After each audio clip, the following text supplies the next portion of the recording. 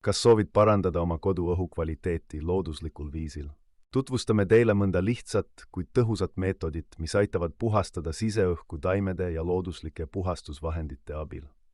Taimed nagu rohelised liiliad, ussikeeled ja sõnajalad on tuntud oma võime poolest eemaldada õhust kahjulikke aineid.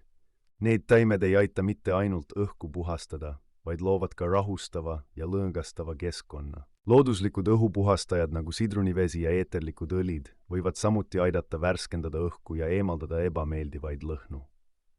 Ära unusta ka regulaarselt tube tuulutada. Värske õhu sisselaskmine on üks lihtsamaid viise siseõhu kvaliteedi parandamiseks. Kombineerides taimed õhupuhastiga saad luua veelgi tõhusama õhupuhastussüsteemi. Öösel võib niisutaja koos lõhnavate taimedega, nagu lavendel, aidata parandada nii õhu kvaliteeti kui ka une kvaliteeti. Ära unusta oma taimi regulaarselt hooldada, puhasta nende lehti tolmust, et nad saaksid efektiivselt õhku puhastada. Kui sul on rõdu või terrass, kasvata seal taimi, need aitavad filtreerida õhku enne, kui see sinu koju jõuab. Lõpuks naudi oma looduslikku puhta õhuga kodu.